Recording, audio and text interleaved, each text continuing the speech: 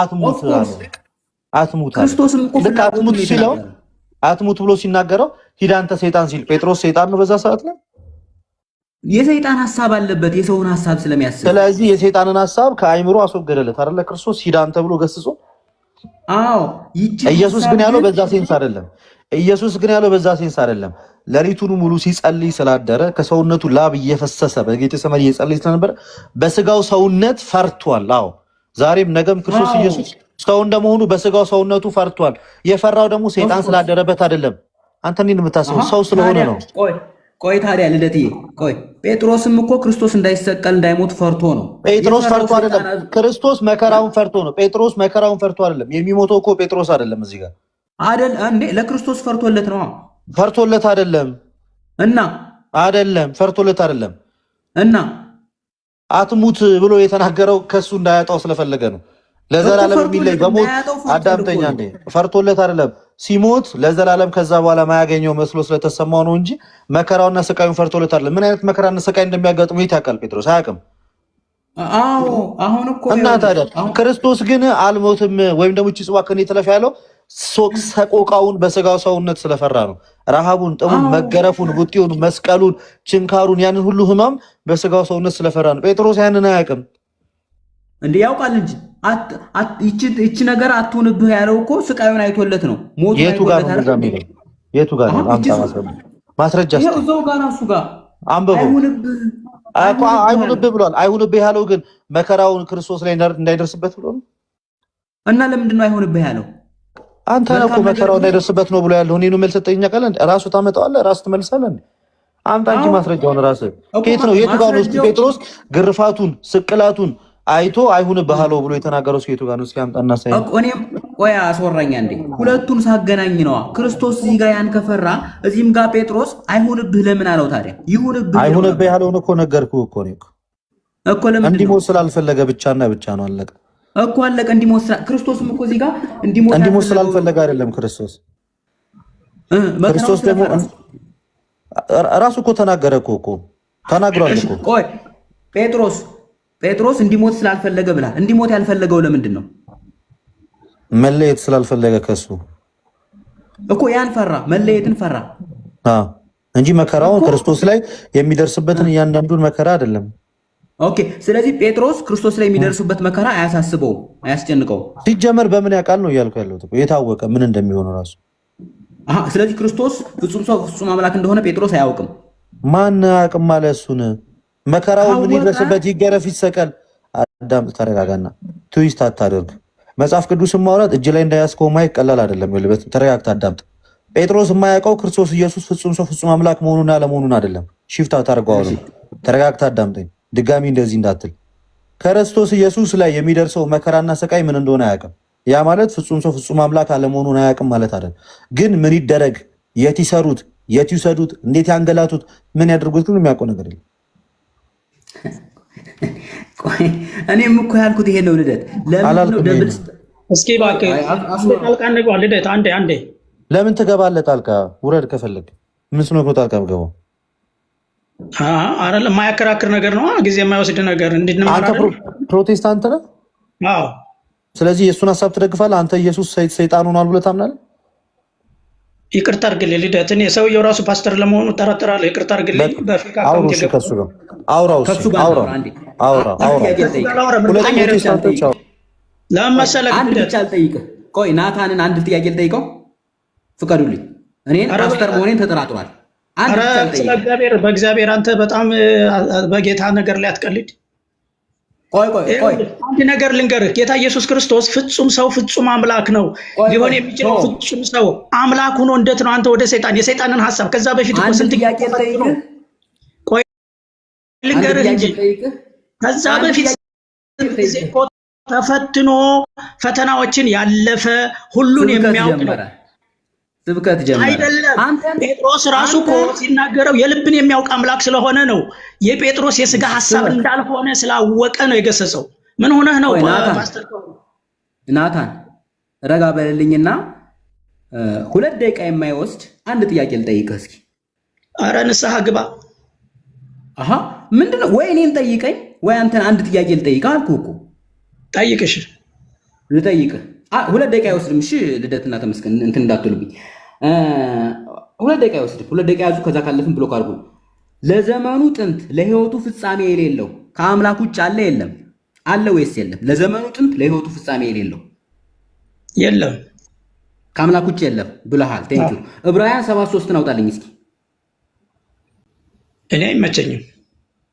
እኔ ላንብብልህ፣ ታምነኛለህ? አንብብልኝ። ስላነበብኩት ችግር የለውም።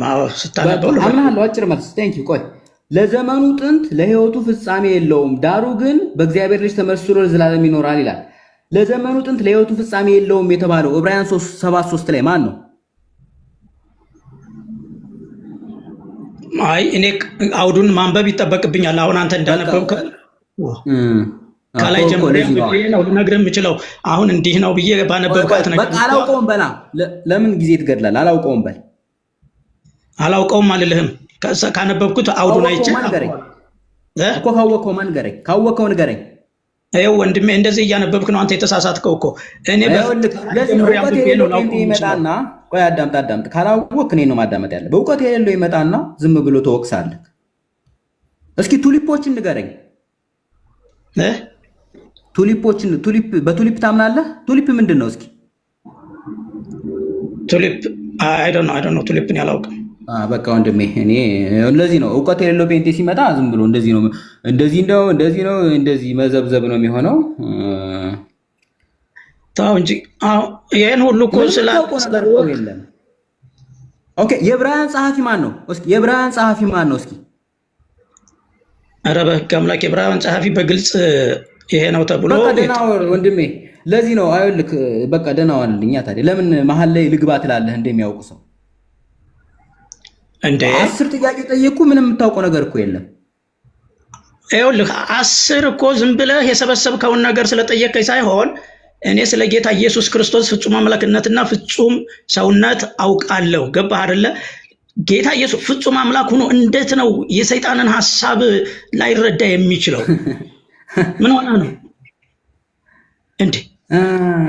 እሺ አሁን እኮ በምን እስኪ ሶላዎችን እንድንግባባ አንድ ነገር ልንገርህ። ጴጥሮስ እኮ ጌታን አይሁንብህ ሲለው ጌታ ፍጹም አምላክ ስለሆነ የልብን ስለሚያውቅ የጴጥሮስ ሐሳብ ደግሞ ከስጋ እንዳልሆነ ስለተረዳ ነው የገሰጸው። ቅድም ወንድሜ እንዳለው አንተ ሰይጣን ሊትራሊ ጴጥሮስ ሰይጣን ሆኖ አይደለም፣ ሐሳቡ የሰይጣን ሐሳብ። እናሳጥረው፣ የሚረዝም ነገር አልወድም ወንድሜ፣ ይቅርታ። እናሳጥረው። ጴጥሮስ ላይና ክርስቶስ ላይ አይደለም።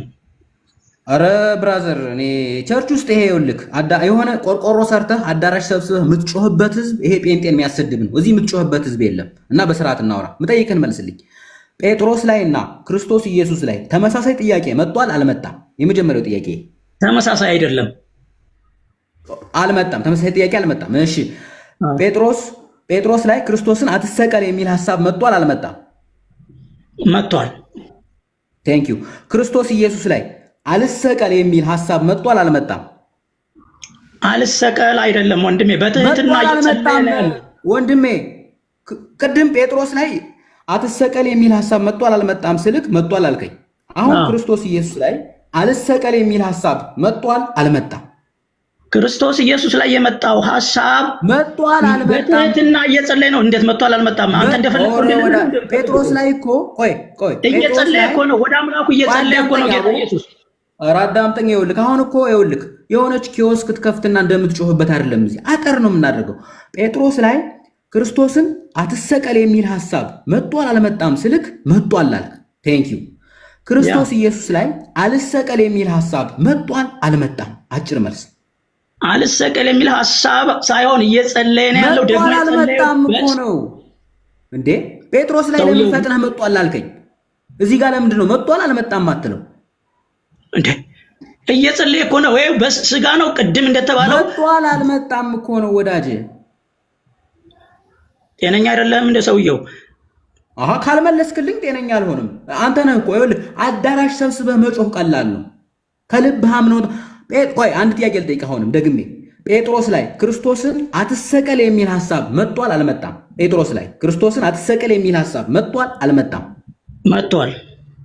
ጴጥሮስ ግን እየጸለየ አልነበረም በዛን ሰዓት። በመንፈሱ ነው እየጸለየ አይደለም ወንድሜ።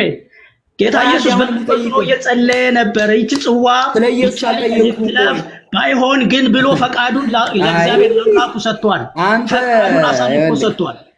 መጮህ ነው። አውቃችኋለሁ፣ የምትሰሩትን አውቃለሁ። ህዝቡን ዲሲቭ የምታደርጉት እንዲህ በመጮህ ነው። ጴጥሮስ ላይ እንደመለስከው አሁንም ኢየሱስ ላይ አልሰቀል የሚል ተሙታ አብርተሃል። አውራ እንደዚህ እናድርግ። ከይቅርታ ጋር ሁለታችሁ እያወራችሁ ስለሆነ ሁለታችሁም ፕሮቴስታንት ስለሆናችሁ ተግባባላችሁ ብዬ አስባለሁ። ኦልሞስት ግን ፓስተር ኦባንክ ኢየሱስ ሰይጥኗል ወይም ደግሞ ኢየሱስ ሰይጣን ነበር ለሚለው ሀሳብ በአግባቡ መጽሐፍ ቅዱሳዊ ጥቅስ ስጠው። ልክ ደግሞ እሱም ደግሞ ፕሮቴስታንት ስለሆነ አይ ነው እዚህ መጽሐፍ ቅዱስ ላይ ኢየሱስ ሰይጣን አልነበረም፣ ኢየሱስ ፍጹም ሰው ፍጹም አምላክ ሆኖ ነው የመጣው የሚለውን ደግሞ በአግባቡ ይመልስ። እንደዛ አድርግ። ሰው አታስገቡ። ሞዴሬተሮች ለምን እንደው ማታርፉት? እኔ ሁለቱ እንዲያወሩ ነው የፈለጉት። ስንፈልግ እኔ ሰው አስገባለሁ። ተሙዬ አመሰግናለሁ። ልደት ያወራውን እንዳይመልስ ሌላ ጥቅስ ልስጠው ለዚህ ልጅ። መብቴ ነው አይደለ? መብቴ ነው አይደል? አዎ ስጠው። ኢየሱስ ሰይጣን የነበረበትን ጥቅስ ሁለታችሁም ፕሮቴስታንት ስለሆናችሁ እንማማራለን። እሺ ጥቅሱን ያወጣልኝና ያነባዋል። ሌላ ጥቅስ ነው የምሰጠው። ለምን የሸመደዳት እንዳያወራኝ ስለምፈልግ ነው። ሁለተኛ ተሙዬ መጽሐፍ ቅዱስ ከያዝክ አንዴ ካወጣህልኝ ደስ ይለኛል። ወይስ እኔ ልግባው? እሺ ሁለት ጥቅሶች ያወጣልኝና ይሄ ልጅ እጠይቀዋለሁ። የቅድሙ ሸምድዱ እንዳይመልስ። ግን ኢየሱስ ሰይጣን የነበረበትን ነው የምታወጣው ጥቅስ? ፓስተር ኢየሱስ ሰይጣን የነበረበትን ሌላ ጥቅስ ተሙ። እንደዛ ከሆነ እዚህ በትልቁ አንተ ትከፍትልናለህ፣ እኔ ያነባለው ችግር የለም። እሺ እንስማማ። ቴንክ ዩ። የሸመደደው እንዳያወራ ብዬ ነው።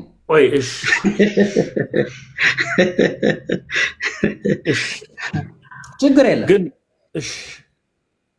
ተሙዬ ሁለተኛ ሳሙኤል ሁለቱን ጥቅስ ያዝልኝና ከዛ በተራ ታነባቸዋለህ።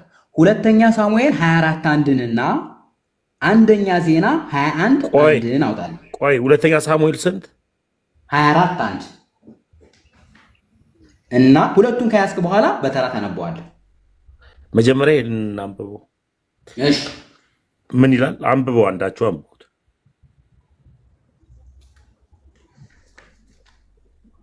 ኦኬ ላንብብልክ እኔ። ደግሞም የእግዚአብሔር ቁጣ በእስራኤል ላይ ነደደ፣ ዳዊትንም ሂድ እስራኤልንና ይሁዳን ቁጠር ብሎ በላያቸው አስነሳው። እዚች ጋር አንዷን ጥያቄ ልጠይቅ። ዳዊትን ያስነሳው ማን ነው? እስራኤልን እንዲቆጥር ያስነሳው ማን ነው? ናታ መልስልኝ። እግዚአብሔር ነው። ዳዊት እግዚአብሔር። ቴንክ ዩ እግዚአብሔር ብሏል እዚህ ጋር። ተሙዬ ያዝልኝ። አሁን ሁለተኛውን ጥቅስ አውጣልኝ። አንደኛ ዜና 21 አንድ አውጣልኝ ተሙ። አንደኛ ዜና 21 አንድ እንደገና ላንብበው ተሙ። የኛውን ጥቅስ እስኪ ለእኔ በሚነበብ መልኩ አድርግልኝ። አሁን አውጣለት እንደገና። ቆይ ሀሳብ እንዳይቀይር የአሁኑን አውጣለት። ሁለተኛ ሳሙኤል አውጣለት ሀሳብ እንዳይቀይር። ተሙ ማንበብ ትችላለህ አንተ። አንብበው እስኪ ተሙ፣ እኔ አሰማሃለሁ። እሺ።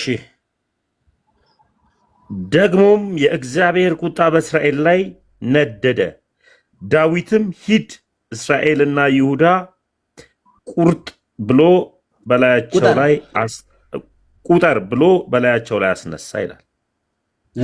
እስራኤልና ይሁዳን ጥያቄ፣ እስራኤልና ይሁዳን እንዲቆጥር ያነሳሳው ማን ነው? እዚህ ጋር ዳዊትን እንዲቆጥር ያነሳሳው ማን ነው? ናታን እግዚአብሔር። እሺ አንደኛ ዜና 21 አንድ ደግሞ ሆነ አውጣው።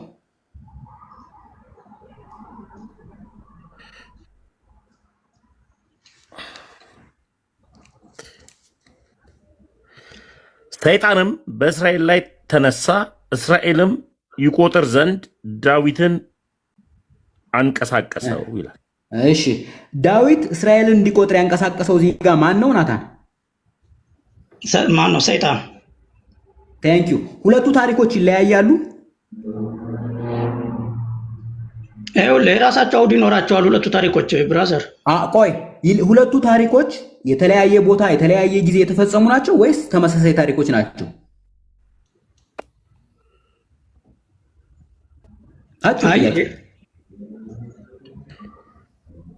እኔ በትክክል እንትን አላልኩትማ። ይሄ ምንድን ነው አንተ የምትለው? የኔ ኔትወርክ ነው ዝም ያለው ወንድሞች።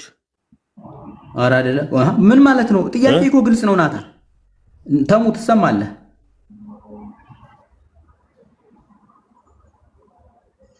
ምናልባት ጊዜው እኮ ነው የምልህ፣ ጊዜው ተመሳሳይ ጊዜ ይሁን አይሁን እኔ አም ኖት ሹር።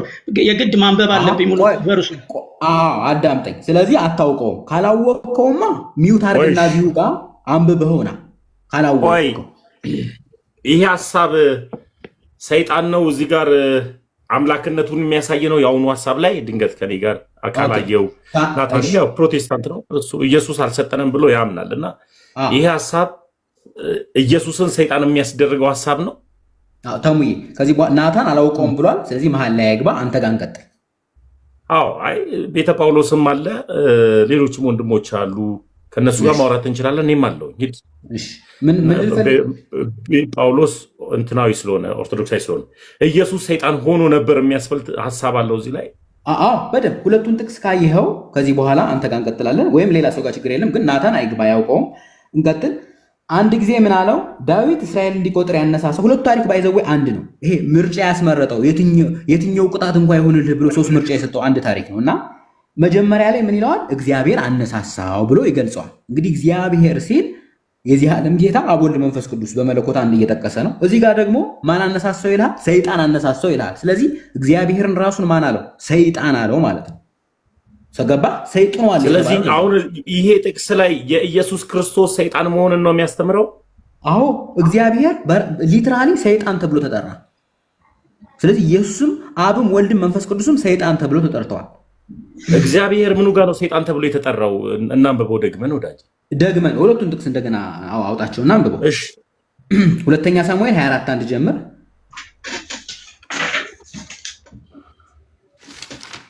እኔም ማንበብ እችላለሁ። እሺ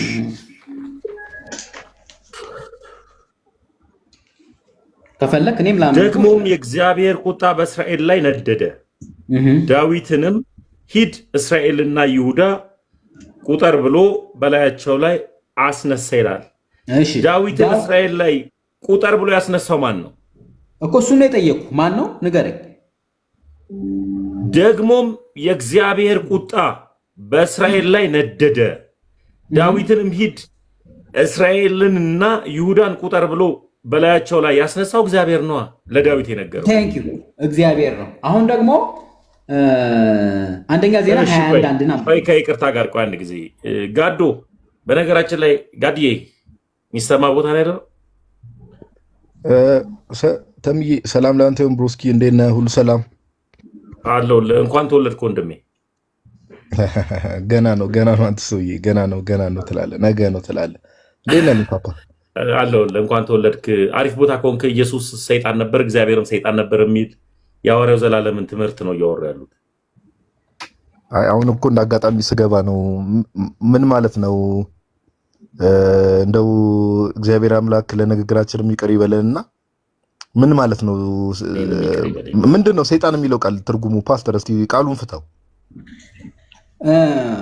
ኦኬ፣ ቃል በቃል ሰይጣን እኔ አማርኛ የሚሆን ምን ይሁን ሳይሆን ሀሳቡ ግን ይሄ ክፉ ጨለማው የሚባለውና ወይም ኢሳይያስ 45:7 ላይ ክፋትን ፈጠረ የተባለው ያ ክፋት የተባለውና እግዚአብሔር ኢየሱስ ስንል ደግሞ ፈጣሪ አምላክ እንደዚህ የሆነው ማለት ነው። ሰይጣን ስንል ይሄ የክፋቱ የተጣለው ወደ ጨለማው የወደቀው። ስለዚህ ሰይጣን ስንል አንድ አይነት ነገር እያወራ እንደሆነ ጀስት ኮንፊርም ለማድረግ ስለወደቀው መልአክ ነው እያወራ ያለው ሰይጣን ስትል ወይስ ስለሌላ ነገር ነው እያወራ ያለው አንተ? ስለወደቀው መልአክ ስትል ስለ ኔፍሊሞች ከሆነ ያው የነሱ ዝርያ ነው። ስለ ኔፍሊም ሳይሆን ራእይ ላይ ሚካኤልና መላእክቱ ዲያብሎስን ጣሉት ይላል አይደል? ትክክል። ያ ዲያብሎስ ስለሱ ነው አይደል ሰይጣን ስትል እያወራ ያለው? ስለዚህ አሁን ክብር ምስጋና ለስም አጠራሩ ይግባውና አሁን ተሚ ያለው እንደነበረ ከሆነ እያልክ ያለኸው እኔ አሁን ቃሉ ይቅርታ አድርግልኝ ተሚ፣ እንደው ቃላቱን መደጋገም እንደው ወደኛ ማት ይዞ እንዳይመጣ ትንሽ ያስፈራኛልና ክርስቶስ ሰይጣኗል ስትል ምን ማለት ነው?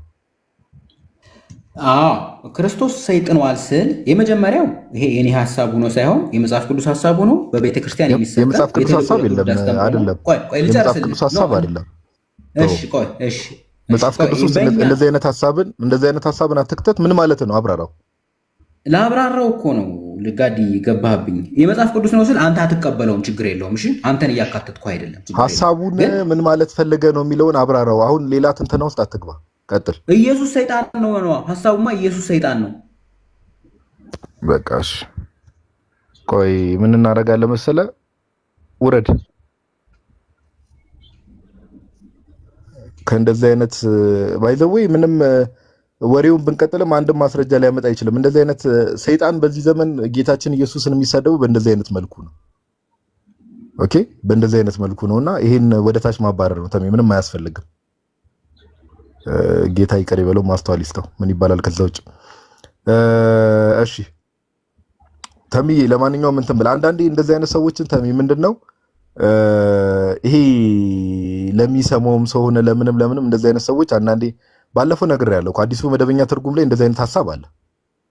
ነግሬያል ነበር በስልክ ስናወራ፣ እንደዚህ አይነት ሐሳብ አለ። ግን ደግሞ እንዳልኩ ደግሞ እኛ የምንወደው ጌታ ስለ ሰዎች ራሱን አሳልፎ የሰጠውን ጌታ በእንደዚህ አይነት ኤክስፕሬሽን ራሱ መግለጽ ባይተሰልፍ በጣም ስድብ ነው። ጌታ መሳደብ ነው፣ ቀጥታ ጌታ መሳደብ ነውና ቅዱስ ጳውሎስ ምን ብሎ ይናገራል መሰለ ተምዬ፣ ጌታችን ኢየሱስን የማይወድ ቢኖር የተረገመ ይሁን ይላል። የማይወድ ነው የተረገመ ይሁን የተባለው። የሚሳደብ ደግሞ ምን አይነት እንደሆነ እግዚአብሔር ይወቀው እንግዲህና ማስተዋል ይስጥ። አሁን እያወራ የነበረው ወንድማችን እንግዲህ የዘላለምን ትምህርት እኮ የያዘ ሰው እኮ ነው እኮ ጋዲ። አሁን እኮ እኔ እኮ ግራ የገባኝ የሚገርም ነገር ሐዋርያው ዘላለም ይህንን ትምህርት ምን አይነት አድርጎ ትውልዱ ላይ እንደዘራ ኢትዮጵያ ውስጥ ከሚታወቁ ቸርቾች አንዱ አሁን ተልእኮ ለትውልድ ነው። ተልእኮ ለትውልድ የሌለበት ቦታ የለም።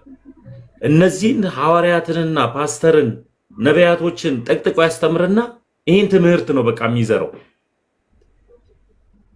እና ፕሮቴስታንት ላይ የሆነ ክሩሴድ ሐዋርያው ዘላለም መጣ ሲባል እንዴት ግር ብለው እንደሚሄዱ ጴንቶች ጋዲ። እኔ የደነገጥኩት በተደጋጋሚ ለጠራሁት ቃል ነው እየደነገጥኩ የመጣሁት። ለራሴ ፈራው ጋዲ። እንትን ነው አንዳንዴ በቃ እንደዚህ ነው ሰይጣን ባይዘወይ አንድ ትልቁ አሰራሩ ሰሚ ምን መሰለ፣ ሰይጣን ነኝ ብሎ አይመጣም። ኦኬ፣ ሰይጣን ነኝ ብሎ አይመጣም እና መጽሐፍ ቅዱሳችን በተለያየ ቦታ በተለያየ መንገዱ ይገልጻል። ሰይጣን ነኝ ብሎ አይመጣም። ኦኬ፣ የበግ ለምድ ለብሰው ከሚመጡ በቃ እንደዚህ ነው። ክርስቲያን እየመሰለ ምን እያለ ለክርስቶስ የተቆረቆረ እየመሰለ እየመጣ ነው የጌታን ተከታዮች የጌታን ትምህርት መሳደብ የሚጀምረውና ተምዬ ለሌላ ጊዜም እንደዚህ አይነት ሰዎችን እንደው ታች ላሉ ክርስቲያኖችም ጆሮ ብንጠነቀቅ መልካም ነው ብዬ አስባለሁ። ለኛም ለራሳችንም ለታች ላይ እኔ ራሴ ለመስማት ፈልጋለሁ። እንደዚህ አይነት አልፈልግም። ይሄ ትምህርት የኛ አይደለም፣ የጴንጤ አይደለም። እናንተ እነማን ናችሁ? ግን እናንተ እነማን ናችሁ? ከመጽሐፍ ቅዱስ ነው። እናንተ እነማን ናችሁ? የፕሮቴስታንት አስተምሮ አይደለም። ተመስገን። አሁን እናንተ እነማን ናችሁ? የኛ አይደለም ስትል የፕሮቴስታንት አስተምሮ አይደለም። ተመስገን። ያ ምን ማውራው እኮ ግልጽ ነው። ግን ከመጽሐፍ ቅዱስ አንስቶ ሲያወራ ሰምቼዋለሁ። ፕሮቴስታንት እንኳን ወንጌል አማኞች ተመስገን። ኦችን እንዴት ትጨምራለህ? አንተም ደግሞ የሆነ ቸርችን መስረትና ይሄ የኔ ትምህርት አይደለም ብለህ ተናገር። ወይም ደግሞ የሙሉ ወንጌል ትምህርት አይደለም ወይም የመሰረተ ክርስቶስ ትምህርት አይደለም በል። አሁን በዚህ ሰዓት ሙሉ ወንጌል ምናምን ትላለህ። ተመስገን። አሁንም በዚህ ትምህርት እንኳን እናንተና ማናችሁ የወንጌል አማኝ ትምህርት አይደለም። እናንተ እናስተማረው የቸርች ነህ አንተ።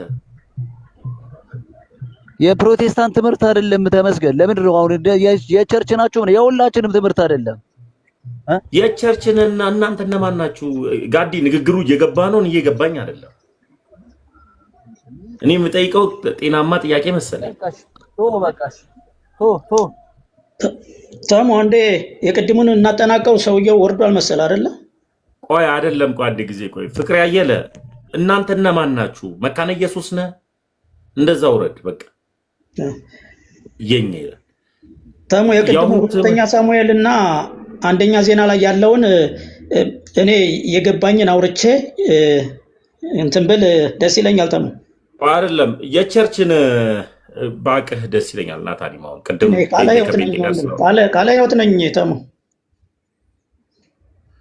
ቃለ ሕይወት ማለት እኮ ቃለ ሕይወትና ተልእኮ ለትውልድ አንድ ናቸው።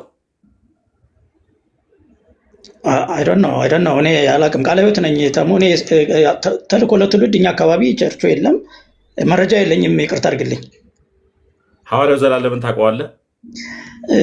ሐዋርያው ዘላለም ማለት ቴሌቪዥን ላይ እንትን ቻናል አለው፣ ቲቪ ቻናል። አዎ እሱም ወንድሙም ቲቪ ቻናል አለ። ሐዋርያው ዳንኤልን ታውቀዋለህ? ሐዋርያው ዳንኤል ወንድም። ሐዋርያው ዳንኤል አዎ አወቅኩት። አዎ ያው በቲቪ ቻናል ማለት ነው። በቃ ተልእኮ ለትውልድ የእሱ ቸርች ነው። ኦኬ።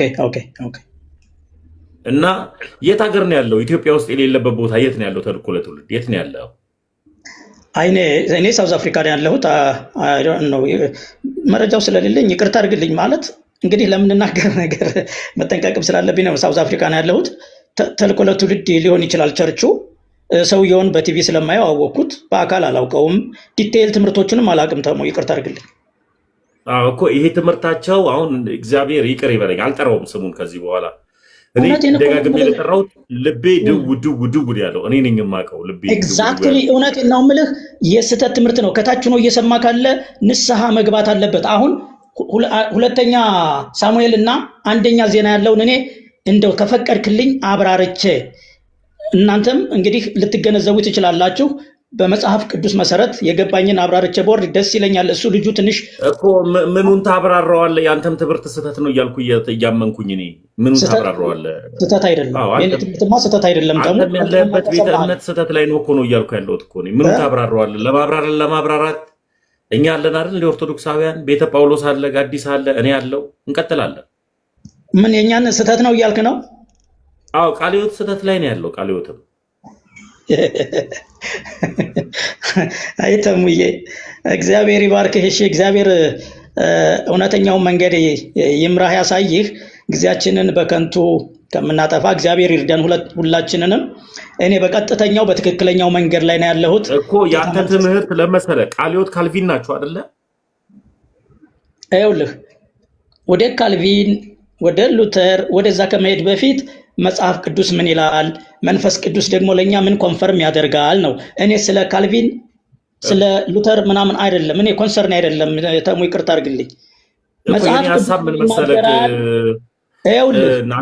ቅዱስ ምን ይናገራል? መንፈስ ቅዱስ ለኛ ደግሞ እንዴት ያስተምረናል፣ ኮንፈርም ያደርግልናል ነው። አልገባህም እያልኩ ያለሁት አንተ ራሱ ስህተት በስህተት አይታረምም። የፈለገ ነገር ቢሆን ስህተት በእውነት ነው የሚታረም። ይኸውልህ በትህትና እናውራ ብዬ እንጂ ተሙ አንተ ነህ ጨለማ ውስጥ ያለኸው። ኋላህ እግዚአብሔር የማይፈቅደውን ስቅል ደርድረህ በትክክለኛ ጨለማ ውስጥ ያለህ አንተ ነህ። እውነቱን ልንገርህ። መልካም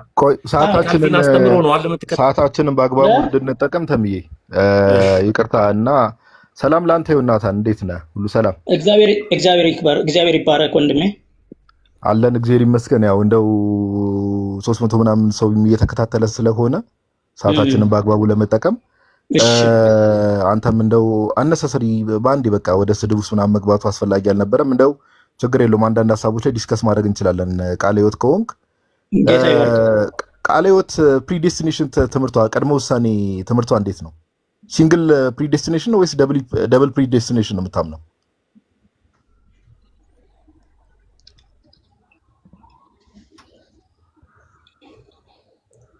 ምንድነው? እስኪ ግልጽ አድርግልኝ፣ አልተረዳሁም። በፕሮቴስታንቱ ዓለም በተለይ እነዚህ ሪፎርምር ቴዎሎጂን የሚቀበሉ ሰዎች ያው ቃለ ሕይወትም ከዛ ውስጥ ናት እና ሪፎርምር ቴዎሎጂን የሚቀበሉ ሰዎች ሲንግል ፕሪዴስቲኔሽን እና ደብል ፕሪዴስቲኔሽን የሚባል ትምህርት አለ። ምንድነው እሱም? አንዱ ወገን ምን ብለው የሚያምኑ አሉ? እግዚአብሔር የሚድኑትን ሰዎች ቀድሞ ወስኗል፣ የሚጠፉትን ሰዎች ግን እንዲሁ ነው የተዋቸው የሚሉ ሰዎች አሉ። ሁለተኛው ወገን ደግሞ የሚድኑትንም የሚጠፉትንም ሰዎች እግዚአብሔር አምላክ አስቀድሞ ወስነዋል ብለው የሚያምኑ ሰዎች አሉና አንተ ከየትኛው ወገን ነህ? አይ እኔ የሚድኑትንም የሚጠፉትንም አስቀድሞ ወስኗል ከሚሉት ወገን አይደለም። ስለዚህ የቃለ ሕይወትን ትምህርት አይደለም የምታምነው ማለት ነው? ቃለ ሕይወት እንደዛ ነው የምታምነው? አዎ ቃለ ሕይወት እንደዛ ነው የምታምነው? አይ እኔ እንደዛ አላምነው። ወይ የደቡብ አፍሪካዋ ቃለ ሕይወት እንደዛ አታምን ይሆናል ሜቢ። እሱን ችግር የለውም። አሳይመንት ውሰድና ምን ታደርጋለህ መሰለህ? በቅንነት እውነት ለማውራት ቸርችን ወይ ደግሞ የቸርችን መጋቢዎች እንዴ ቃለ ሕይወት እንደዚህ ነው ወይ የምታምነው? ሰዎች እንደዚህ ያሉኝ ቅድመ ውሳኔ ላይ እንደዚህ አይነት እምነት አለን ወይ የሚለውን ነገር ጠይቃቸው። በቃ አሳይመንት ውሰድ፣ ችግር የለውም። ይሁንሽ። እሺ ግን አንተ እንደው መጽሐፍ ቅዱስ ላይ ያለው ትምህርት ያው መጽሐፍ ቅዱስ ታውቃለህ ለምንፍቅና ምን ያህል ቦታ እንደማይሰጥ አይደል? ጳውሎስ እኛ ከሰበክንላችሁ የሰማይ መልአክም ቢሆን እኛ ከሰበክንላችሁ ወንጌል ውጭ ማንም ቢሰብክላችሁ የተረገመ ይሁን ብሎ አስተምሯልና ኢየሱስ የሞተው ለጥቂቶች ነው ለተመረጡ ሰዎች ነው ብሎ የሚያስተምር ሰው የአጋንንት ትምህርት ነው ወይስ አይደለም? ናታን እኔ በጣም ስሰማው እንዲህ አይነቱ ነገር በጣም እየቀፈፈኝ ነው ወንድሜ ይቀርሰ አይደል? ኢየሱስ የሞተው ለጥቂቶች ነው የሚለው ትምህርት የአጋንንት ትምህርት ነው አይደለም? አሁን እኔ አጋንንታዊ ነው ብዬ ለመፈረድ ባልፈርጅም ትክክለኛ ትምህርት አይደለም፣ የስህተት ትምህርት ነው። ኤግዛክትሊ ኦኬ። የስህተት ትምህርት ከሆነ አሁን ምን መሰለ፣ አሁን እኛ ብዙ ጊዜ ፕሮቴስታንቲዝም ላይ በጣም ብዙ ግራ ከሚያጋቡ ነገሮች ውስጥ ወንድማችን ናታን አንዱ ምን መሰለ፣ በፕሮቴስታንቲዝም ዣንጥላ ውስጥ ወይ ደግሞ ወንጌል አማኞች በሚለው ዣንጥላ ውስጥ እንደዚህ አይነት ትምህርት ለምሳሌ የሚያምኑ ብዙ ሰዎች አሉ፣ ግን ወንጌል አማኝ ናቸው። ኦኬ አሁን ትልቁ ችግራችን ምንድነው? ሌሎች ራሳቸውን ወንጌል አማኝ ብሎ የሚጠሩ ሰዎች ከእንደዚህ አይነት ሰዎች ጋር እንዴት ህብረት ያደርጋሉ? እንዴት እነሱም ወንጌል አማኝ ተብሎ ይጠራሉ? እንዴት አንድ ላይ ክርስቶስን ነው የምናመልከው፣ አንድ አይነት ጌታ ነው የምናመልከው ብለው እንዴት ይናገራሉ ነው የኛ ጥያቄ። እስቲ እዚህ ላይ ሐሳብ ስጥ። ለኔ ነው የጋበዝከኝ? አዎ እንደዚህ አይነት ትምህርት ሁለት የተለያየ እንደዚህ ልዩ የሆኑ ትምህርቶች ሰው እያመነ እንዴት ሁለቱም አካላት ወንጌል አማኝ ሊባሉ ይችላሉ? እንዴት ሁለቱም አምልኮ አንድ ላይ ሊፈጽሙ ይችላሉ ነው የኛ ጥያቄ ወንድማችን ናታን። ልክ ነህ። አሁን ይሄ በግልጽ ዶግማና ዶክትሪናቸውን አሳውቀው አሁን ምንድነው ችግሩ መሰለህ? አንዳንዶች እንዳልከው በውስጥ ያን ነገር ያምኑትና አንተ የምታውቀው ነገር የለም። ለምሳሌ እኔ አሁን ስለ ቃለ ሕይወት ያልከው ነገር ይሄንን ነገር በግልጽ አላውቅም፣ ቱ ቢ ኦነስት ማለት ነው። በግልጽ አሳውቀው እነዚህ ነገሮች ዶግማቸውን፣ ዶክትሪናቸውን፣ አካሄዳቸውን በትክክል ለሚያምነው ለምእመኑ አሳውቀው የሚሄዱ ከሆነ እንዳልከው ሁሉም ራሱ ሚናውን ለይቶ በትክክለኛው መስመር ይሄዳል ማለት ነው። ነገር ግን የማያሳውቁ ከሆነ ነገሮች ውስጥ ለውስጥ ከሆኑ አስቸጋሪ ነው። ገባህ? እንዴት ከነሱ ጋር እንደዚህ ወንጌላውያን እንባላለን ማለትም አንችልም፣ አታውቅማ። ነገር ግን እንዳንተ አሁን አንተ የምታውቀው ካለህ ለምሳሌ የወንጌላውያን ህብረት እና ሚኬሲ፣ ሙሉ ወንጌል፣ ቃለ ሕይወት ሌሎችም የእያንዳንዳቸው እንደዚህ ዶክትሪንና ዶግማቸው በትክክል የሚታወቅ ከሆነ ልክ ነህ፣ ከነሱ ጋር እንዴት ወንጌላዊ ይባላለሁ ለማለት ትችላለህ። አሁን እኔ መረጃ የለኝም። ውስጥ ለውስጥ የሆኑ ነገሮች ከሆኑ ግን አስቸጋሪ ነው ለመለየትም። ሌላው ደግሞ ሲቀጥል እምነት በልብ ነው እንዳልከው መጨረሻ ቀን አዘ ኢንድ ኦፍ ዘ ዴይ እግዚአብሔር አምላክ በትክክል ያመኑትን ያውቃቸዋል። እነሱን አበጥሮ የሚገባቸውን ሽልማትና ቦታቸውን ይሰጣል ማለት ነው። እነዚህም ደግሞ እያሾፉ ህዝቡን ሲያደናግሩና ሲያደናብሩ የነበሩ ሳይገባቸው እንደገባቸው ሆነው ሰው ፊት ቆመው ህዝቡን ባልሆነ መንገድ ሲመሩ የነበሩትንም ያው ዋጋቸውን እንደሚሰጥ ይሄ ግልጽ ነው። እኔ በዚህ አምናለሁ እና አንዱ ነገር ደስ የሚልህ እምነት ላይ እምነት በልብ ነው። ያ ነገር የሚያስደስትህ ሲሆን ነገር ግን በጅምላ ደግሞ ላለመጠራት እያንዳንዱ ተቋም እንትኑን ማሳወቅ አለበት ማለት ነው። ምንድነው ዶክትሪኑንና ዶግማውን ማለት ነው። እሺ ወንድማችን ናታን ችግር የለውም። ሌሎች ሐሳብም ማንሳት ይችላል። እኔ እንደው እንደ ማስረጃ ያክል አንድ ለማሳየት ያክል አሁን ምን መሰለ ለወደፊቱ ወንድማችን ናታን ለወደፊቱም እንደው ጥንቃቄ ማድረግ ያለበት ለምሳሌ አሁን ቅድም ትንሽ ሆቶ ነው ሊሆን ይችላል፣ ያው ስሜታዊነትም ይኖራል እረዳለሁ። ተሜን እንደው አንተ ነጨለማ ውስጥ ያለው እንዲህ ከማለት በፊት ለምሳሌ ኦርቶዶክስ ቤተክርስቲያን የመዳን ትምህርት ላይ በለው የሥላሴ ትምህርት ላይ በለው ነገረ ክርስቶስ ላይ ያላትን ትምህርት ምናምን ነገር ማወቅ ያስፈልጋል። ግን እኔ ላሳየ እንዲሁ ማስረጃ እንግሊዝኛ ማንበብ ያው ደቡብ አፍሪካ ኮንክ የምትቸገር አይመስልኝም አይደል? እንግሊዝኛ አንበበ የመረዳት ችግር የለብህም አይደል? ከይቅርታ ጋር ከየት እምነት ነበርክ ጋዲሳ ትነግረኛለህ አንተ? እኔም ኦርቶዶክስ ነኝ። ኦኬ ኦኬ ኦርቶዶክስ አልመሰልኩም። ችግር የለም። እሺ ወንድማችን እንትን ባሳየ ይሄንን ፋይል ሜቢ ቼክ ማድረግም ከፈለክ ቼክ አድርግ። እሺ ዌስት ሚኒስተር ኮንፌሽን ኦፍ ፌዝ ይባላል። ኦኬ የእምነት መግለጫ ነው። ኦኬ በተለይ እነዚህ ሪፎርመር ቴዎሎጂ ለምሳሌ ቃለ ሕይወት ውስጥ ያሉ ትላልቅ ዕውቀት ያላቸው መጋቢዎች ከተባሉ እነዚህ ይሄን ብጠይቃቸው ያውቁታል። ኦኬ እና ርዕሱን ያዘው ከፈለክ ዌስት ሚኒስተር ኮንፌሽን ኦፍ ፌዝ እና እዛ ላይ ስትገባ አሁን ይሄ የእምነት መግለጫ እንዳልኩ ላሳየ ነው።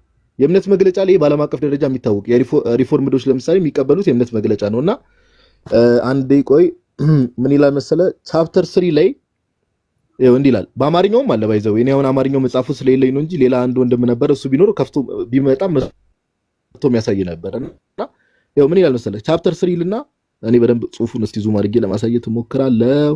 እሺ ኦፍ ጋድስ ኢተርናል ዲክሪ ይላል። ይሄ ማለት ምን መሰለ ወንድማችን ናታን የእግዚአብሔር ዘላለማዊ ውሳኔ ማለት ነው። ኦኬ የእግዚአብሔር ምን ዘላለማዊ ውሳኔ እንዲህ ይላል God from all eternity did by the most wise and holy counsel of his own will freely and unchangeably ordain whatsoever comes to pass yet so as thereby neither is God the author of sin እግዚአብሔር የኃጢአት ደራሲ አይደለም ይላል nor is violence offered to the will of the creatures nor is the liberty ምናምን እያለ ይመጣና እኔ ማሳየት እንፈልገው እዚህ ጋር ነው። አንዴ ቆይ ቁጥር 3 ላይ በደንብ ተመልከት ናታን ምን እንደሚል ኦኬ by the decree of God በእግዚአብሔር ውሳኔ for the manifestation of his glory ለክብሩ መገለጫ some men and angels are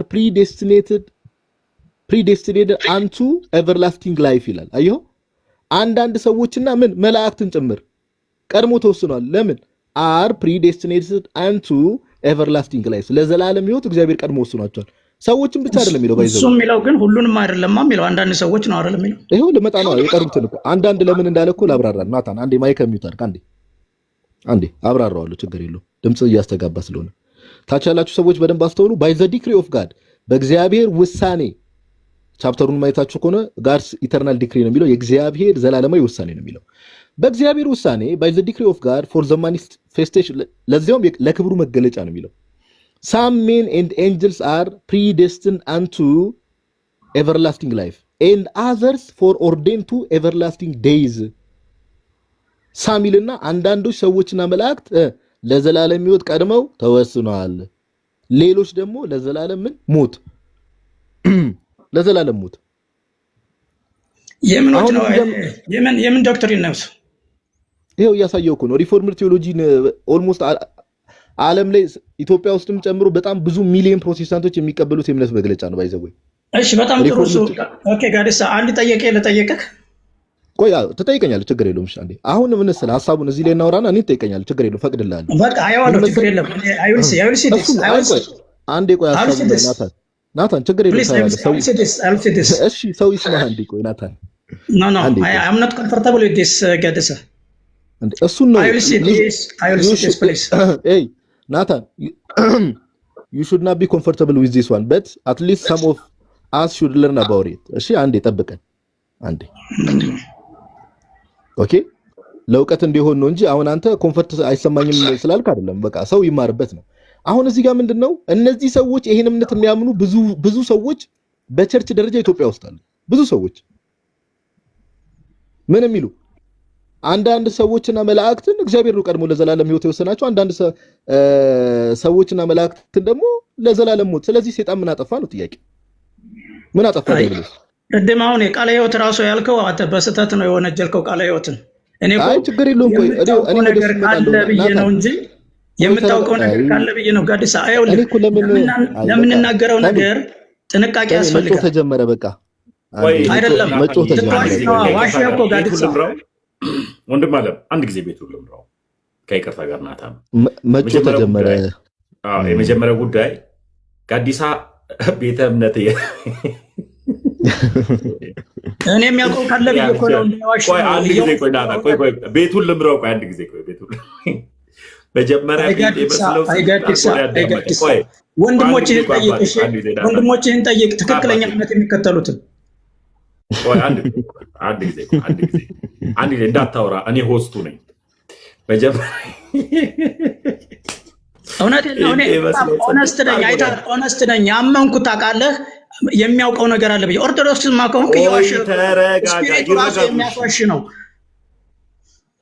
ቆይ ተምዬ ቆይ ችግር የለውም ቆይ ይናገር የተሰማውን ናታን አሁን ምን መሰለ አሁን እኮ እኔ እግዚአብሔር በሚያውቀው ኦነስት የሆነ መረጃ ይሄው ማስረጃ ከፍቼ እያሳየሁህ ነው ወንድማችን አሁን እኔ ኦርቶዶክስ ሆንኩ አልሆንኩ ሳይሆን ከተከፈተው ማስረጃ ጋር ለምን አትጋፈጥም ነው ጥያቄው የሚመለከተኝ አይደለማ ጋዲሳ፣ እንደዛ አይደለማ፣ የሚመለከተኝ አይደለም። እንደዚህ የሚያምኑ ብዙ ወንጌል አማኞች አሉ ኢትዮጵያ ውስጥ፣ ብዙ ወንጌል አማኞች አሉ እያልኩ እኮ ነው። እሱ አይመለከተኝም አልኩ እኮ። ማነው ጋዲሳ? በጣም ጎበዝ። አሁን እዚህ ጋር ማይክን ሚዩት እናደርገውና ታች ያላችሁ ሰዎች በደንብ አስተውሉ። አሁን ትልቁ ችግር እዚህ ጋር ነው። ፕሮቴስታንቱ ዓለም ላይ ያለው ችግር እዚህ ጋር ነው። እሱ አይመለከተኝም ነው መልሳቸው። ራሳቸውን ወንጌል አማኝ ብለው የሚያምኑ እግዚአብሔር የሚድኑ ሰዎችንና መላእክትን ቀድሞ ወስኗል፣ የሚጠፉ ሰዎችና መላእክትን ቀድሞ ወስኗል ለክብሩ መገለጫ ብለው በእምነት ደረጃ የያዙ አብያተ ክርስቲያናት ኢትዮጵያ ውስጥ ባሉበት ሁኔታ እነሱም ወንጌል አማኝ ይባሉና እንደዚህ አይነት የስህተት ትምህርት እያስተማሩ ወደ ኦርቶዶክሱ ሲመጣ ግን ኦርቶዶክስ ነው ወንጌል ያልገባው። አሁን እኮ ችግሩ እዚህ ጋር አንድ አይደላችሁም።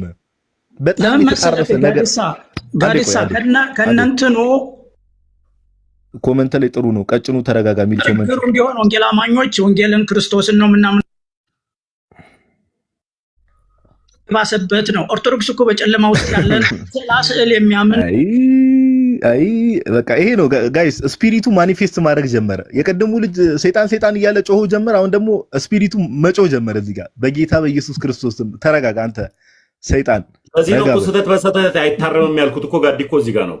ስህተት ላይ ነው ያልኩት። ያልከው አንተ ነህ። እኔ ምንም አልተሳደብኩም። ተረጋጋ። መንፈስ ነው መንፈስ ቅዱስ የእርጋታ መንፈስ ነው። ተረጋጋ። እኔ ላይ መንፈስ ቅዱስ አለ አባቴ። ምንም አልሰደብኩም። በአጠገባ አልፎ አያውቅም። ይቅርታ አድርግልኝ። ተረጋጋ እንዴ። በአጠገቤ ካላለፈ እንተያያለን እዛው። እሺ እንተያይ። ይኸው ትምህርት እናውራሽ። እሺ እንተያይ። ቅዱስና አይ ጋዲሳ ይኸው ናታንሽ እናውራ። ችግር የለውም። ይኸው ወደ ቁም ነገሩ እንመለስናሽ። እግዚአብሔር አምላክ ይርዳችሁ። ወደ ኧረ ጌታ ኢየሱስ ይርዳችሁ። ባባይ ካንተ ጋር ምን አወራ? እሺ ሰላሙንሽ ሰላሙን። እኔ እኮ ችግር ወይ ማስረጃ ልክ ሲወጣ በቃ ጩኸት ነው የሚጀመረው። ልክ በቃ እንዴ አልወረደም። it is not evidence ባባ።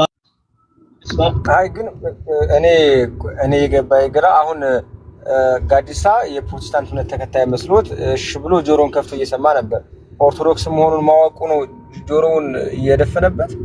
ከማስረጃው ጋር ነው ሰው ከጋዲሳ ጋር እንዴ። አረ ይሄማ በጣም ችግሩ ደግሞ ሲከራከር አስቀድሞ ከነበረው ጋዲሳ ተልኮ ለትውልድ ከሆነ ቤተ እምነት ከወንጌላውያን አማኞች ህብረት ውስጥ ያለ ነው ሐዋርያው ዘላለምና እሱ ጋር ሲከራከር ነበር አይደል? ከዛ አሁን አንተ ስትመጣ ኦርቶዶክስ መሆኑን ሲያውቅ እንደገና ሌላ ነገር ፈጥሮ መውጣት መፈለግ ወይም ደግሞ ማስረጃውን ማየት አለመፈለግ ካልሆነ በስተቀር ይሄ በፍጹም አእምሮ ላለው ሰውና እዚህ ለሚሰማ ሰው በተለይ ለፕሮቴስታንቶች በዘመን መጨረሻ ስለሆነ ያለ ነው ቶሎ ወደ ቅድስት ቤተክርስቲያን ኑ የሚያስብል አይነት ጥሪ ነው። ጋዲሳ ቀጥል። ምክንያቱም ከታች ያሉ ሰዎች ማስረጃዎችን ማየት ስለሚፈልጉ ትንሽ ቀጥላል። እሺ ምንድነው አሁን እውነት ለማውራት ያው ይሄ ከሰው ጋር መጨቃጨቁ መዳረቁ ምናምን ነገር እኛ ድሮ ቲክቶክ ላይ ያደግንበት የኖርንበት ነገር ነው። ቆየን ከሰለቸንም ጊዜ በሚያውቀው ግን አሁን ያላችሁበትን ለዛ ነው። አሁን ሁላችሁም ራሳችሁን አሁን ተሜ ቅድም ያነሳው ጥያቄ ላይ ነው ባይዘው ወንጌል አማኞች አትበሉ ራሳችሁን።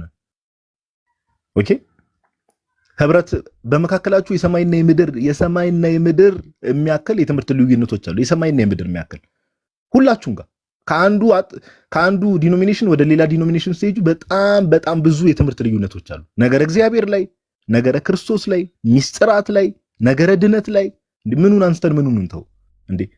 እውነት እናውራ ከተባለ እኮ ቅርብ ጊዜ ተሜ አንድ ቪዲዮ ተመልክተ ከሆነ እኮ ማን ነው አሁን በዚህ ጊዜ እንግዲህ እሱንም ደግሞ ነብይ እያሉ ይጠሩታል።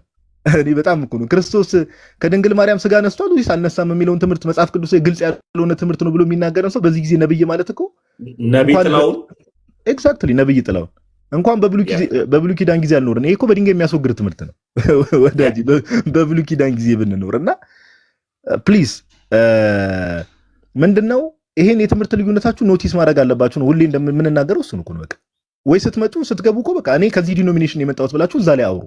ወንጌል አማኞች እያላችሁ አታውሩ ነው ዋናው ዓላማ። ኦኬ በጉያ ውስጥ እግዚአብሔር መላእክትን ራሱ የሚድኑና የሚጠፉ መላእክትን ቀድሞ ወስኗል እየተባለ ሰይጣንን ራሱ ምንም እንዳላደረገ ሰይጣን እግዚአብሔር ወስኖበት ወደ ዘላለም ጥፋት እንደሄደ እነ ቅዱስ ሚካኤል እነ ቅዱስ ገብርኤል ደግሞ እግዚአብሔር ቀድሞ ወስኖ በቃ እሱ ባወቀው እግዚአብሔር ቀድሞ ወስኖ ለዘላለም ሕይወት እንደመረጣቸው እየተባለ ሰይጣንስ ምን አጠፋ? እውነት እናውራ ከተባለ እኮ በዚህ ትምህርት ሰይጣን ምንም አላጠፋ። ምንም እንዴ በቃ ተወስኖበት ነው። እንዴ እኛስ ለምን ዛሬ ክርስትናችንን በትክክለኛው መንገድ ጌታ ተመላለሱበት ባለው መንገድ ለመመላለስ ለምን እንሞክራለን? ተሚ ቀድሞ ከተወሰነብህ እኮ ምንም ባናት ብትገለብጥ ምንም አታመጣ ምንም። እና እባካችሁ እንደው ራሳችሁ ለመመርመር ሞክሩ በተቻለ መጠን። ኦኬ ራሳችሁ ለመመርመር ሞክሩ። ይሄን ለማለት ያክል ነው። ተሚ እየቀጥሉ ያ ጋዲ ቃለ ሕይወት ያሰማልን። በዚህ አጋጣሚ ልላችሁ የምፈልገው ፕሮቴስታንቶች ስትገቡ እኔ ከዚህ ነኝ እንጂ ልትሉ የምትችሉት እኛ ማለት አትችሉ። በአግባቡ እኛ ሲባል አልደግመውም ቃሉን የተልእኮ ለትውልድን ቃል እግዚአብሔር ምሕረት ያደርግልን። እግዚአብሔር ምስክሬ ነው። ልቤ በጣም ነው የደነገጠው። ጋዲ ማልዋሽ ነገር በጣም በተለይ ይሄን ያክል እማ ገስት ልከሻል እና ይሄን ያክል የከፋ እንትን ይኖራቸዋል ብዬ አላስብም። የከፋ በጣም የከፋ ነገር ይኖራቸዋል ብዬ አላስብም እና በጣም ነው ማዝነው። በመድኃኒዓለም ኢየሱስ አምላክ ነው። ኢየሱስ ክርስቶስ ያሸነፈው የጨለማውን ገዢ ነው፣ ዲያብሎስን ነው። ኢየሱስን እንዴት ከሰይጣን እኩል አድርጋችሁ ኢየሱስ ሰይጣን ነው ብሎ እንዴት እናስተምራለን? ምን አይነት ጭንቅላት ቢኖረን ነው? ይሄን ትምህርትንስ ተምራችሁና እያስተማራችሁ የሰላም እንቅልፍ ትተኛላችሁ? ኢየሱስ ሰይጣን ነው እየተባለ ይሄን እያስተማራችሁ የሰላም እንቅልፍ እንዴት ተኛላችሁ? ጋዲ እስኪ ዘውዱ የምትባለዋን ነገር አናግራት አንድ ጊዜ አንድ እንትን ላዳምጥ። እሺ ሰላም ላንቺ ይሁን ሰላም ላንተ ይሁን ዘውዱ። እግዚአብሔር ይመስገን። ሰላም ለእናንተ ይሁን። አሜን። እግዚአብሔር የተመሰገነ ይሁን። እኛ በጣም ደህና ነን። ከየት ቤተ እምነት ነው ወንድማችን? ከትውልድ ለትልቆ። ኦኬ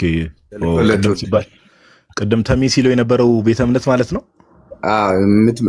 እንትን የምትሉበትን ግለጽ ስላላኝ የምታመልኩበትን። አሁን ምን መሰለህ? እሺ ችግር የለውም። ምን ቅድም የተነሳው ቶፒክ ላይ ለማውራት ከሆነ እኔ እውነት ለማውራት ቶፒኩም ትንሽ ዲስተርብ የሚያደርግ ስለሆነ ግን ምን ነበር የቸርቹን ስም ያልከኝ? አንዴ ደግሞ ትውልድ ተልእኮ ለትውልድ ነው ያልከኝ? ተልእኮ ለትውልድ ነው ጋዲ ያ ትምህርት። እሺ መች ነው ቸርቹ የተመሰረተው? ተልእኮ ለትውልድ ቸርቹ ሳይሆን እዚህ ጋር እናንተ ማወቅ ያለባችሁ ልጁ ምንም ባክግራውንድ የለውም። እኔ እሺ ቆይ ተረጋጋሽ። ቆይ ለምንድን ነው አንድ ፕሮቴስታንት አይደለም ልጁ? ሲጀምር ባክግራውንዱን እዚህ ያላችሁ ሁላችሁ ማየት ትችላላችሁ። ልጁ ፓስተር አይደለም። ልጁ አንተ ሰውዬ ምን እንደምትለን ቆይ ሰው ሚውት እንዳደረግ ለምን እንደሚገፋፉኝ አይገባኝም። እስቲ ተረጋጉ። ስትገቡ ለምንድን ስፒሪታችሁ ጤነኛ የማይሆነው እንዴ? በእግዚአብሔር መልስ አስገባው። ዘፈን ነው እንዳለ ባክግራውንዱ ዘፈን ነው። እኔ ስለ ዘፈን አላወራም። ምንም አይደለም። ፓስተር አይደለም። አንተ ሰውዬ ሚውት አድርግ ነው ማለት ነው። ኧረ በመድኃኒዓለም እንተሳሰብ። እዚህ ያላችሁ ሁላችሁም ስሙ። ፓስተር አይደለም። ወንድ ከሆንክ እስቲ መልስ አስገባ። ወንድ ከሆንክ መልስ አስገባና ናውጣ ውጣ።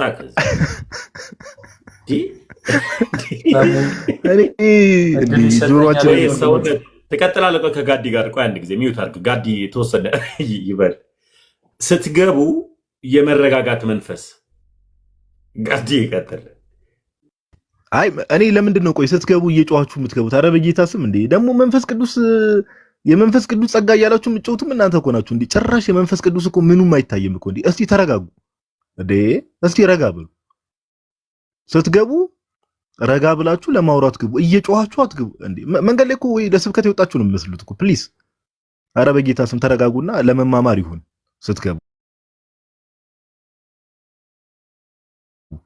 ኦኬ እንደዛ አድርጉ።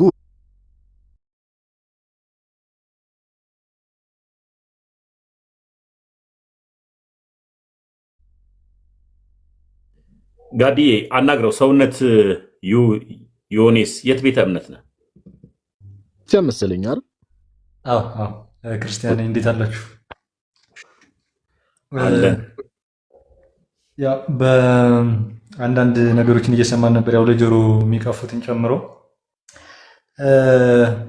እንደው ፕሮሞት ማድረግም እንዳይመስልብን አንዳንዴ እንደዚህ አይነት ነገሮች እንደው እንዳይለመዱም ጭምር አንዳንዴ በኋላ እንዳደረጋችሁት ማውረዱም የተሻለ ሊሆን ይችላልና ከዛ አንጻር እንዲህ አይነት ቀልድ የሚያወሩ ሰዎችን ማውረድም አንዳንድ ዲቤት የማይሆኑ ለክርክር የማይመጥኑ ነገሮች ምናምን እንትን ሲሉ ከዛ ጥያቄ የማይፈጥሩ ነገሮች ጥያቄ እየፈጠሩ ምናምን ሊሄዱ ይችላሉ እና እንደው ለኦዲየንሱም ክብር ሲባል እንዲህ አይነት ሰዎችን ብዙ እንትን ባትሉ ላለሁ እንደ ኮሜንት ግን ባይዞ ፈሪሳውያንም እንደዚህ ይሉ ነበረና ፈሪሳውያን በዮሐንስ ወንጌል ምዕራፍ 8 ቁጥር 52 ላይ ዮሐንስ ወንጌል ምዕራፍ 10 ቁጥር 20 ላይ እንደውም ከነዚህ የተወሰነ ይሻላሉ። ለምሳሌ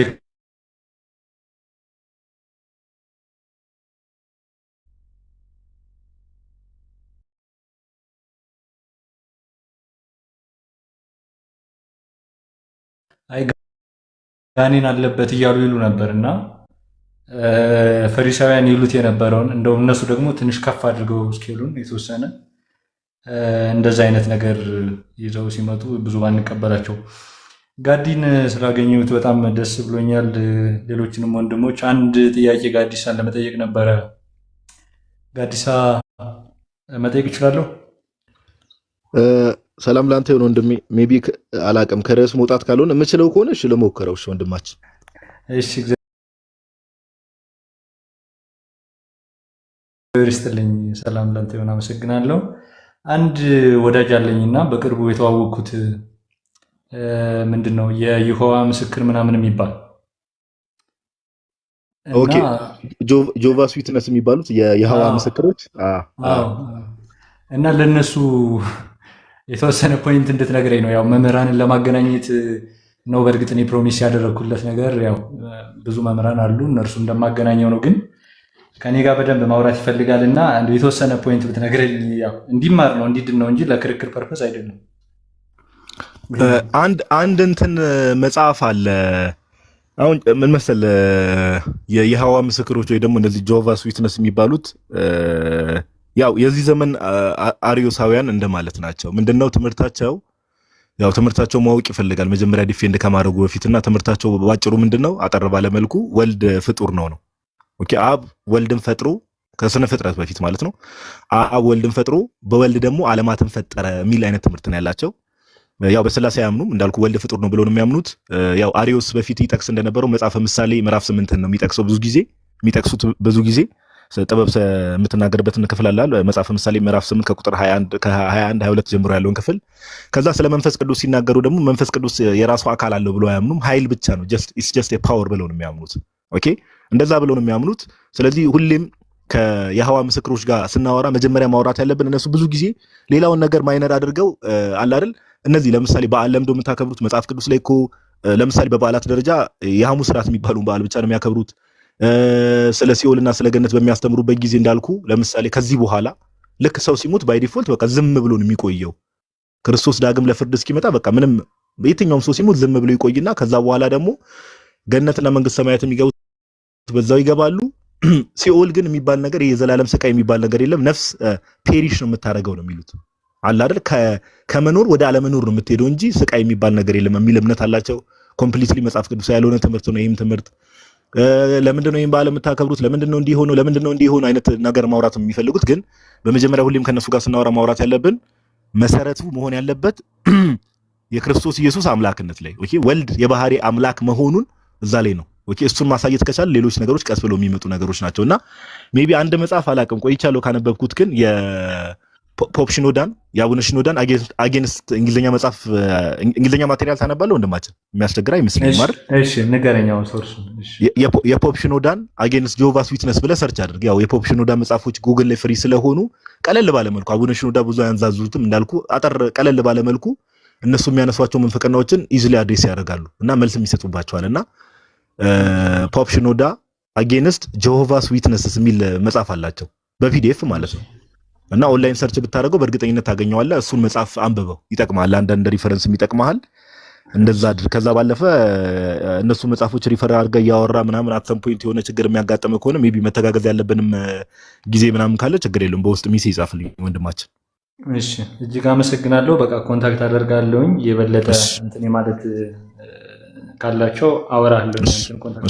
እሺ ወንድማችን። እሺ እግዚአብሔር ካንተ ጋር ይሁን። በርታ። እግዚአብሔር አንደበት ይሁን። እሺ እሺ።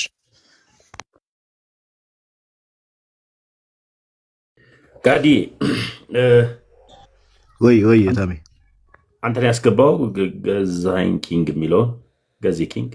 አይ እኔ ማንንም አልተቀበልኩም። አይ ሰላም ጤና ስጥልኝ። እንዴት ናችሁ? ሁላችሁንም ሰላም ብያለሁ። እግዚአብሔር የት ቤተ እምነት ጋዲሳ የተናገረው ላይ ለመጨመር የኦርቶዶክስ ቤተክርስቲያን ምዕመን ነኝ። አንድ ጊዜ አንድ እንግዳ እንቀበልና ወደ እርሱ እንመጣለን። እሺ መልካም። ዘውዱ አቤት ተሜ አቤት። ሰላም እንዴት ነህ? ሁሉ ሰላም? የት ቤተ እምነት ነህ?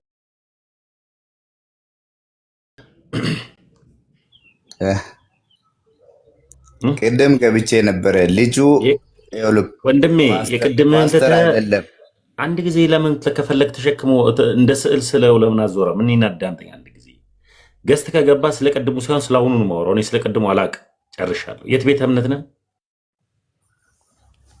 ነግሬያለሁኝ እኮ ቅድም ነግሬያለሁ። የት ቤተ እምነት ነህ? አጠር አድርገህ ንገረኝ። ምን አይነት ሰዎች ናቸው? በጌታ ተልእኮ ለትውልድ ነው የማመልከው። በጣም ጥሩ። ተልእኮ ለትውልድ ማለት የሐዋርያው ዘላለም ቸርች ነው። መልካም። ያንን ቶፒክ አላነሳውም።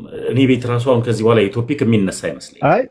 ውሸት ስለሆነ ነው አላነሳም የምትለው። ልጁ ፓስተር አይደለም፣ ሲጀመር ፓስተር አይደለም። ዘውዱ እባክህ እንደው አንተም የሆነ አካል መልሰህ አስገባው። አይደለም ዘፈን ነው እንዳለ ከኋላ ይኸውልህ ያለው። እስኪ አዳምጥ። አንተ ራሱ እየዘፈንክ ነው ያለው እኮ። ሚውት አድርግ፣ አዳምጥ አንድ ጊዜ። አታስወርደው። ቆይ አንዴ። ይሄ ለምንድን ነው የህፃን ልጅ ፕሮፋይል ነው ያደረገው ደግሞ? ኧረ እባክህ። እሺ በምትወዳት ልጅ እኮ ነች ፕሮፋይል ላይ ባለችው። ኧረ እባክህ ተረጋጋ። በእግዚአብሔር ስም አሁን ምን መሰለህ፣ እውነት እናውራ ከተባለ እኛ የሰው ጉድፍ ምናምን እዚህ ጋር እንትና እንዲህ ነው አንልም እንጂ ፓስተሮቹ እንዳለ እኮ ዘፋኝ ናቸው። ስለዚህ ዘፈን ቢያደርግ እኔ ምንም አይደንቀኝም። ፓስተር አይደለም አያስብልም ዘፈን ማየት እሱ ፕሮፋይል ላይ። ኦኬ ይሄ ነው ወቅ። ሁለተኛ ግን እርሰው ልጁ አይደለም ነው እኮ ፓስተር አይደለም። እኔ ስለዚህ አይደለም ያወራሁት ያለው። እሺ አይደለም። እሺ በቃ እኔ እናንተ እናውራሽ። ይኸውልህ ፓስተር አይደለም መልሰህ አዝገባው ነው። ይኸውልህ ፕሮፋይሉን እንዳለ ባክግራውንዱን ማየት ትችላላችሁ። ከስር ያላችሁ ማየት ትችላላችሁ። እንደዚህ እናድርግ። ቆይ በእናትህ ሚውት አድርግና እዚህ ጋር ያላችሁ የወንጌል አማኞች ሁሉ ፓስተር አይደለም፣ ልጁ ፓስተር አይደለም። ዋናው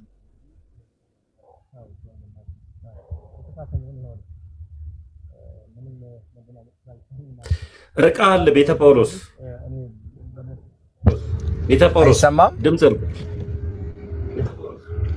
እሺ እሰማለሁ። አሁን መኪና ጋር ብሉቱዝ ላይ አሁን የምሰማ ከሆነ ምናልባት ሰውነት ለሚለው ወንድማችን ገዝሽን የማውቀው ኦርቶዶክሳዊ ወንድም ስለሆነ የሚጠቅም አንዳንድ ነገር ስለሚነግረው ትንሽ ነገር ቢለው መልካም ነው። ገዝሽ ከዛ ሌሎች ተወያዮች ገብተው ይወያዩ። ምናልባት ግን በቅድመ ተነሳው ላይ ጋዲ በተናገረው ላይ ጥሩ ነገር ጨምርለታል ስላመንኩ ነው። ገዝሽ ትንሽ ነገር እሺ ድምፅ ርቋል። ገዝሽ ቀጥል። እሺ ቴንክ ዩ ፖል። ሰውነት ያው ጋዲሳ አብዛኛው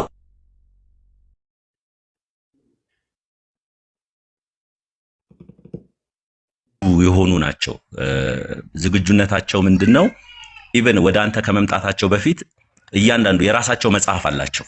ለምሳሌ ኦርቶዶክሳዊ ስታገኝ የሱን ስሜት የሚኮረኩሩ ጥቅሶች የቶቹ ናቸው? እንዴት ነው አንተን እንትን ያደርጉሃል፣ ኢንቮክ ያደርጉሃል፣ ያነሳሱሃል። ፕሮቴስታንት ሲሆን እንዴት ነው? ሙስሊም ሲሆን እንዴት ነው? የሂንዱ እምነት። ስለዚህ በጣም ተዘጋጅተው የሚመጡ ናቸው። ዋናው ቁም ነገሩ ምንድነው? መጀመሪያ አካባቢ የእምነታቸውን አንኳር አይነግሩህም። ለምሳሌ እኛም ክርስቲያን ነን ይሉሃል፣ ግን ክርስቲያን አይደሉም። በኋላ ደግሞ ስትቆይ ክርስቲያን አለመሆናቸውን ታውቃለህ። በዋናነት በሚስጥረ ሥላሴ አያምኑ። በሚስጥረ ሥላሴ አለማመናቸው ደግሞ ብቻ ሳይሆን የመጽሐፍ ቅዱስ ያተረጓጎም መንገዳቸው ትንሽ ለየት ይላል። ለምንድነው ለየት የሚለው? ለምሳሌ የራሳቸው መጽሐፍ ቅዱስ አላቸው፣ የራሳቸው ኮሜንተሪ አላቸው፣ የራሳቸው ማብራሪያ አላቸው። ሁለተኛ ሁሉም ተመሳሳይ በዓለም አቀፍ የሆነ ተመሳሳይ ትምህርት ይወስዳሉ እና አንተ ከነሱ ጋር ስትነጋገር በስስ ጎንህ ይመጡብሃል። ለምሳሌ እኛ እንደሌሎቹ እኮ ፕሮቴስታንቶች አይደለንም ይለዋል።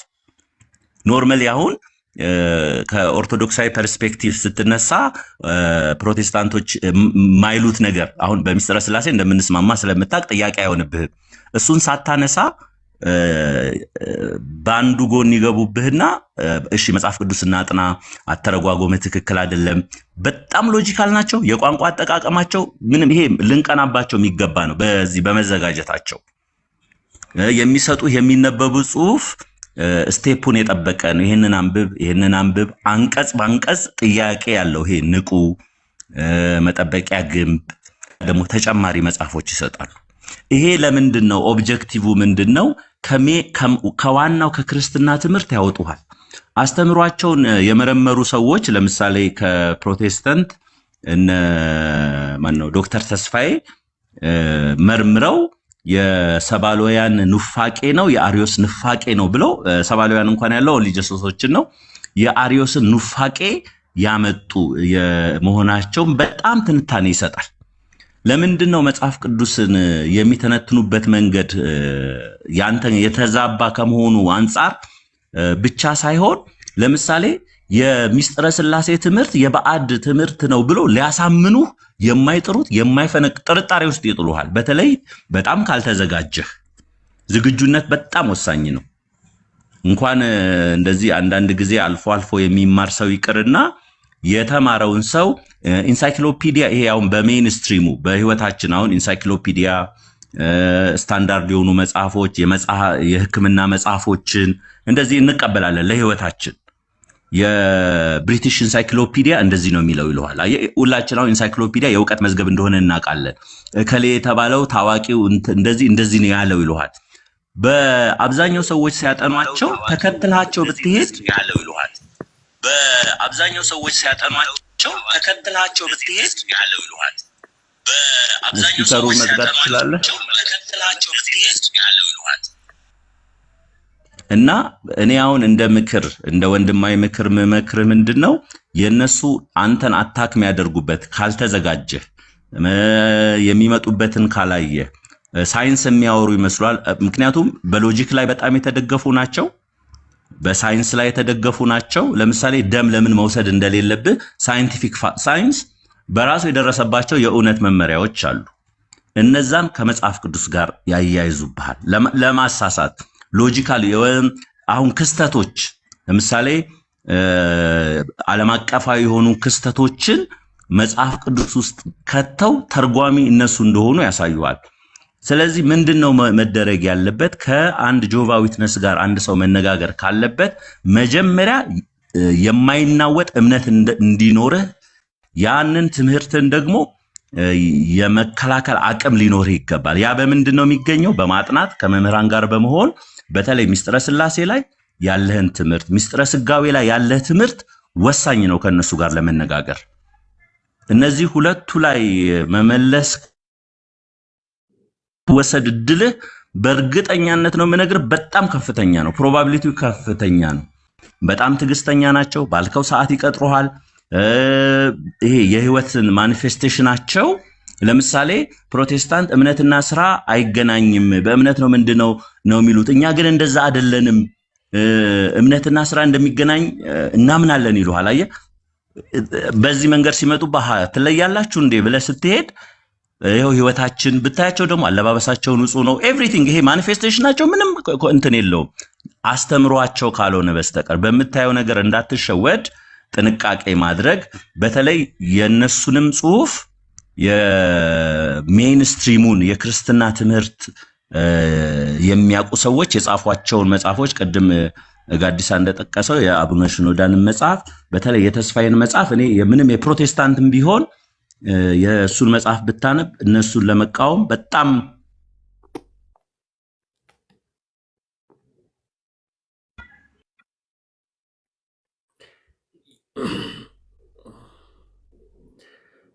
እሺ ውዶች እንዴት ናችሁ? ሰማለሁ? አዎ አልሰማም? ትሰማለህ? በውስጥ ሰው ይሁኔ በውስጥ ጋዲን አውራው። በዚህ አጋጣሚ ጆቫ ዊትነሶች እውቀት አላቸው ብዬ አላስብም። እኔ እውቀት ቢኖራቸው ኖሮ ይሄ ንቁ ምናምን የሚል ትራክት ይዘው ይሄዳሉ ብዬ አላስብም። ቀጥሎ ደግሞ የፈለገ ነገር እባብነቱን አይተውም። የእባብ ልጅ እባብ ነው። ተኩላን በትምህርት ምክንያት በትምህርት አንድነት ደግሞ ወይም ደግሞ በትምህርት መስማማት ተኩላ በጋ አይሆንም። ተኩላ ተኩላ ነው። የተስፋዬ ሮቤሊ መጽሐፍ ያው መናፍቅ ነው እና የተስፋዬ ሮቤሊን መጽሐፍ አንብቡ የሚል ሰፖርትን እኔ አልደግፍም። ቤተክርስቲያን ከበቂ በላይ ሊቃውንቶች አሏት፣ ከበቂ በላይ አስተማሪዎች አሏት፣ ከበቂ በላይ እውነትን ሊገልጹ የሚችሉ አሉና ተስፋዬ ሮቤሊ መጽሐፍ የመጀመሪያው ጉዳይ የመናፍቅ መጽሐፍ ነው። እነሱ ተስፋዬ ሮቤሊን እንደ አባት ወይም ደግሞ እንደ መጽሐፍ ቅዱስ አዋቂና ሊቅ አድርገው ጴንጤዎች የሚቀበሉት ነገር ከምን አንጻር ነው እስካላችሁኝ ኦንሊ ጂሰስ በደቡብ በኩል ያሉትን መናፍቆችን እየበዘበዙባቸው ነው እና ያንን እየበዘበዙባቸው ስላለ ያላቸው አማራጭ ተስፋዬ ሮቤሊ እንደ አባት አድርገው መያዝ ነው። አሁን ለምሳሌ ያክል የነሱ ቄስ አለ። ያ ቄሳቸውን ሊመታላቸው ይችላል ብለው የሚያስቡት ሊቃውንት አንዳለን ብለው የሚያስቡት ሊቃውንት ዶክተር ተስፋዬ ሮቤልን ነው። ዶክተር ተስፋዬ ሮቤሌ የመጽሐፍ ቅዱስ ማህበር ውስጥ እንደ አንድ ኮሚቴ ወይም ደግሞ እንደ አንድ እንትን ሆኖ ይሰራ ነበር። አሁን የለም እዛ ግሩፕ ውስጥ። ስለዚህ ማንበብ ካለብን የቤተ ክርስቲያንን መጽሐፍ ነው የምናነበው። ጥያቄ የሚፈጥርባችሁ ነገር ካለ ደግሞ ልጠይቁ የሚገባው የቤተ ክርስቲያን ሊቃውንቶች መምህራኖች አሉ።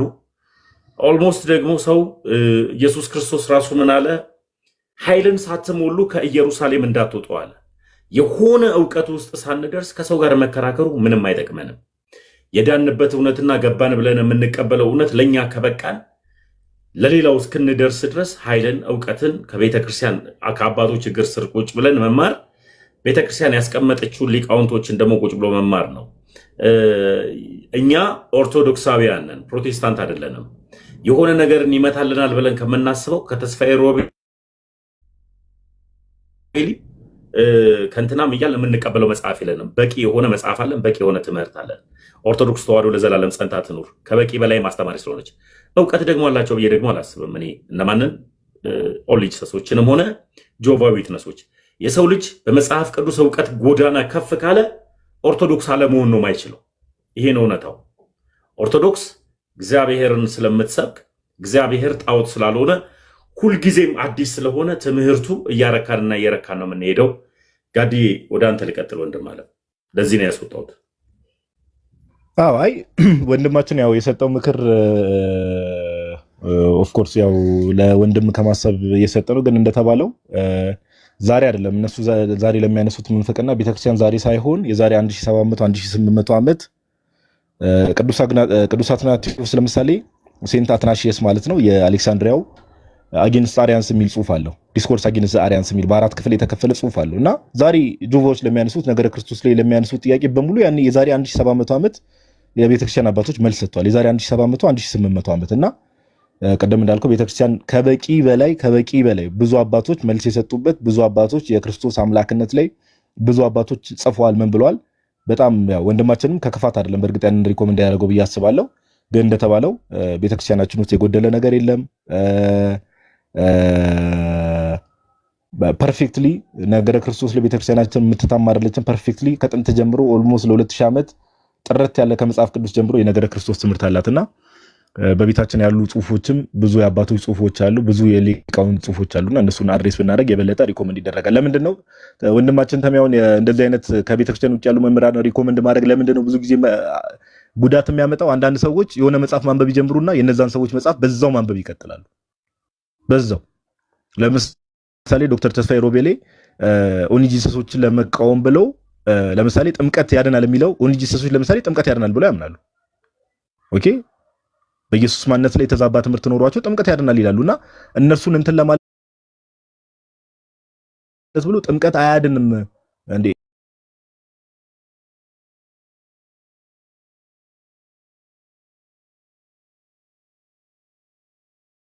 በዚህ በሚታየው ውሃ ውስጥ የማይታየው እግዚአብሔር ጸጋ ሊሰጥ አይችልም ብሎ አጌንስት ጥምቀት ወይ ደግሞ አጌንስት ባፕቲዝም ጽፏል። ኦኬ ቀጣይ ደግሞ አሁን አንዴ የዚህን ሰውዬ መጽሐፍ አንብብ ብለህ ሪኮመንድ አድርገው ከዛ በኋላ ያ ሰው ቀጥሎ ደግሞ ሌሎች መጽሐፎችን እየገዛ አንብቦ ከቤተክርስቲያን ቢወጣስ ማን ነው ተጠያቂ የሚሆነው ነው? ትልቁ ጥያቄ እሱ ጋር ነውና ተሚም የተናገረው ወንድማችን ከዚህ አንጻር ነው። ታች ያለው ወንድማችን ሐሳብ በቀንነት የተነገረ ቢሆንም ከዚህ አንጻር አንዳንዴ ጥንቃቄ ማድረግ ስለሚያስፈልግ ነው።